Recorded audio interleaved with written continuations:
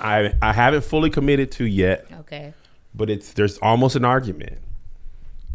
The current state of R&B. Say it, Kev. Is as close to 90s R&B as we've ever gotten. Really? I want to say there's just as much good R&B coming out as there was in the 90s. Not better. Is disgusted. I just feel like people have been saying R&B is trash for a long time. Yeah, because 90s was like the golden era. It was the golden era, and it's still my favorite. But the last maybe 5 years of R&B. You know why I would disagree? Where's the good groups at? I don't think, but that's a different. I don't think it's group based. Okay, I'll give you that, but I don't think just because there's no groups doesn't mean the music. I feel like there's some women killing. Are there really men killing it right now? Women are absolutely. I think it also depends on what you consider to be R&B. Right. Yeah. Because then there's R&B back in the day was mainstream. Like you heard it on the radio. That's true. Like Boys to Men. Yes. Now they don't. The only R&B we get is Blue Eyed Soul R&B. But it's not because that's like Khalid. I agree with you, but that's what I was gonna say.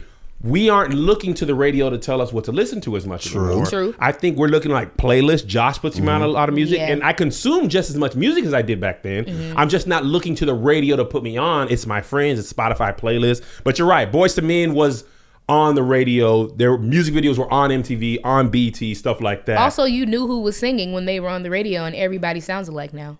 Facts. Do you think so? Facts. Absolutely. I would absolutely agree with that. I don't know. Who really has a distinguishable voice out right now? Okay, so do you consider Anderson .Paak R&B?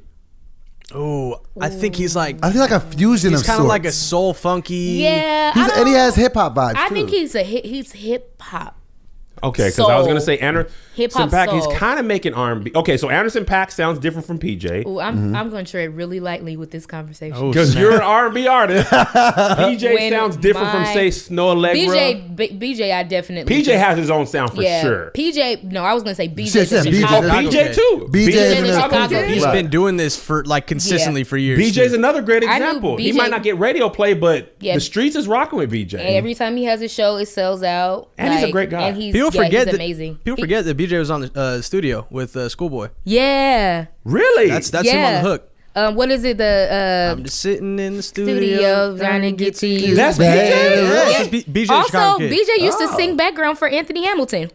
Where is Anthony Hamilton? That's how I got Anthony into Hamilton BJ. is That's very who consistent. I want He to is- come back. Listen, Anthony Where Hamilton is is a he? perfect example. You find your group, like people that rock with you. You can tour until the end of time. And his show is good. And his too. show is great. The Hamiltons are great. Yep. And people rock with them and they listen and enjoy it. Like that's So what he's I'm more of a trying to live do. performer these days? Well, I think people just like Jill Scott. Like you might not see Jill Scott selling out the Staples Center, but you'll see her at like the Novu or something like that. And And she'll her sell. audience Yeah, and you can goes make with- bread like Oh, that. absolutely. Who's that? That's dude? how they make money. Ryan Leslie? Ryan Leslie is still, first Ryan of all, Leslie. Ryan Leslie is the GOAT. When I had a podcast, I had Ryan Leslie come on to give information about like how he owns and mixes. He was like, you guys can do it on your own. You do Yes. not need it. Like, he was the first person before indie became like a thing Yes. to be like, hey, I only sold 4,000. I think he said he only sold 4,000 albums and he made $250,000. Because listen, I took that Wait, approach. wait, wait, wait. We're Let not me tell you just what he gonna told scoot you. past This that. is what he said. This is what he This is said. what the 4,000 man units told me. Direct A to quarter consumer mil? marketing. Forget the record label. Forget all those pieces. He was like,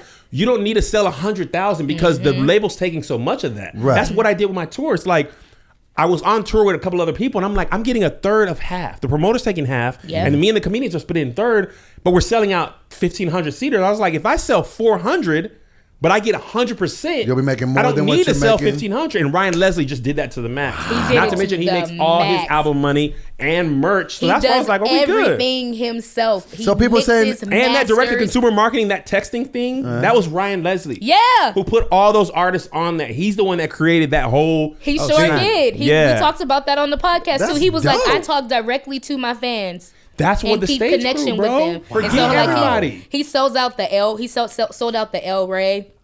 And it may not be like, people may not know, but when it's your stuff, like my Yes. project that's coming out, I funded my whole project myself. Come on now. I am the Come on, ownership. executive producer of my stuff. I Yay. produced my stuff along with Sons of Sonic and my dope manager, Maisha Brooks.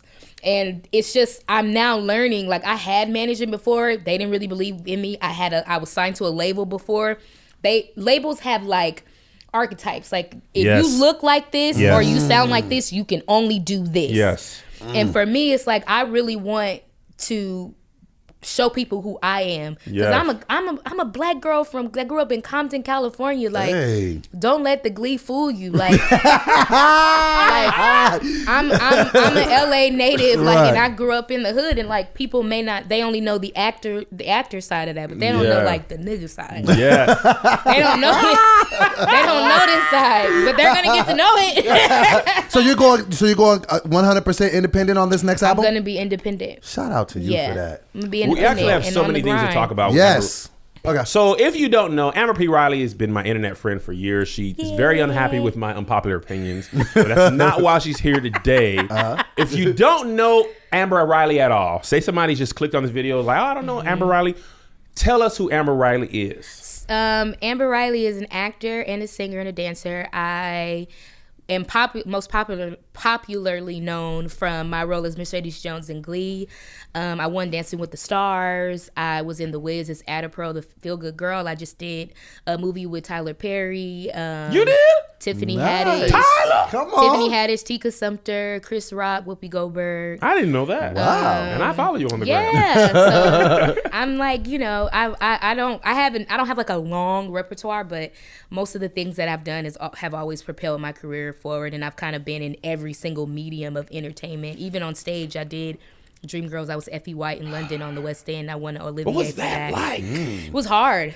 Really? It really tested my my patience. It tested my ability to just stay focused, because when you do something like Broadway, you don't have a life outside of that. I've heard that. Because it's 8 shows a week. 2 on Tuesday, and I only did 2 7. on Sunday. No one has ever done more than playing that role. No one has ever done more than 6 shows a week, and I started out doing 7. Really? And by the end, I was demand doing vocally? 5. Yeah, the demand vocally and energy wise, like I have to start the show off as a 16-year-old. So I'm like high energy dancing and singing, and then she gets older toward the end. So it was just a lot every single day. How long did you do that? Over a year. You were on Broadway for a year? 7 On shows the a West, week? I was on the West End. So I was on the West End So in explain to London. people what the West End means. The West End is like Broadway, but the West End is like Broadway, but it's in London. Got it. Yeah, Okay. and Okay, theater that I is knew. very huge out there. Humongous. Yeah, Because they started Shakespeare, all that. That's a part of their this. culture. It's ingrained in their culture. Everyone goes to theater school. A lot of pretty much every British actor. I've just found this out on When They See Us, or not When They See Us. They need us? The Spike Lee documentary about film.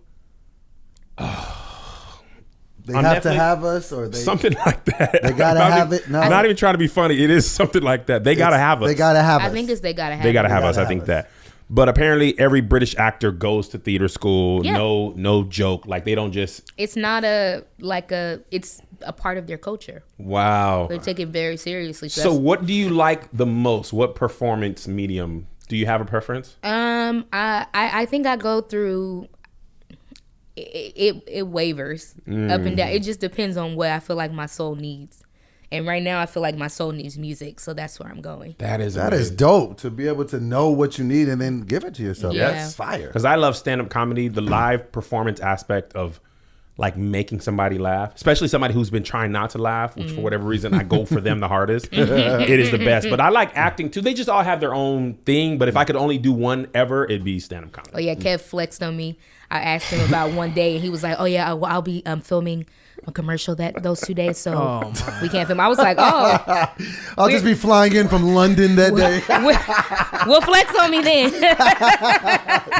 It's just a little Spectrum commercial. My third national commercial. But I mean, what's the buck gonna be? Let me ask you this: is there a big difference in performing live, acting like with the Broadway thing versus just doing like a musical set? Like, is there a big difference for you? And like, You mean like doing like a solo set versus like playing a character? Exactly. Yeah, it's a big difference, because when, like, for instance, when I played Effie White, it was more about the emotion than it was about the vocal. Yeah. You know, and acting is definitely involved. Acting is kind of involved in both. Yeah. Like when I build sets and for performances that I do. Usually they're covers. I try to build my set with like a story. Like, okay, this time is gonna be we're gonna talk about heartbreak. Yeah. Or this is gonna be a love set. Like, we're gonna be lovey dovey. You know. So there is a difference, but acting is still involved in both. Got it. So the reason we wanted to chop it up with Amber, she just recently posted, she's been working out hard, inspiring me. I'd be like, man, Amber's killing it. When I don't be wanting to go to the gym and I be seeing Amber, I'd be like, man, dang. And she posted so you get inspired by her, but you mute my stories. It was just, your shirt was off. I'll be working out with no shirt. He'd be like, I had to mute your stories, but He was just sweating. You're fat phobic? I'm not. I was just grossed out. He was sweating. Every post is just him in the sauna sweating. All yeah, so if you don't want it, you don't have it. And it's like 12 stories. Yeah, you understand me? He muted me. You Just gotta- unmuted me a few weeks ago. It was months ago. And I just had enough of the sweatiness. He was jealous. I That's wasn't. really what I was really happy for him, but every day with it was jealousy. We're gonna talk about that. So We're gonna talk about that. Yes.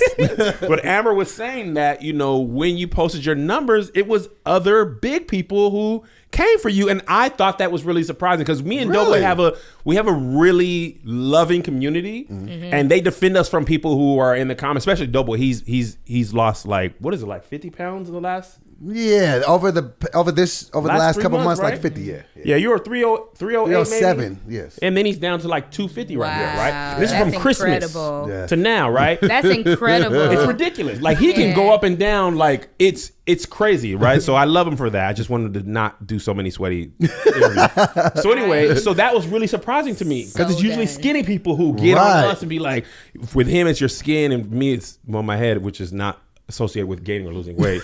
My head is gonna be. It's a constant there. Yeah, but people always got something funny to say, but it's usually not big people. So when you said that, I was like, hold on, now what you talking? Okay, so this is a little bit different. First of all, you're guys, so that's number one. It's Fair. it's just going to be different is because true. you're Fair. guys. Okay. Our bodies are judged completely different. 100% fair. Secondly, it dates back to me being on Glee. So I recently have been really focusing and concentrating on my mental health. I'm in therapy. You know, I went through depression and anxiety at the end of last year, and I realized that a lot of it stemmed from when I was on Glee. I was kind of pushed into being this role model for bigger girls, you know, and which would have been okay if I didn't already have all these identity issues. So I'm being pushed to be like this role model, and people are like, I love myself because you love myself, but I didn't really like myself. Oh, You know what I'm saying? So like, I got kind of put in this, backed into this corner of this is who you are, and like now I'm like lying, you know, saying what the world wants me to say about my body, and like I'm okay with this and I'm okay with that. And the thing about it is it didn't allow me to be honest with myself and really figure out who am I. And I'm 34 years old and I'm just now figuring that out. Ain't that something? Like, I'm literally, all that I went through at the end of last year, the anxiety, the depression, it all had to happen so that I can get to a place where I know myself. So now I started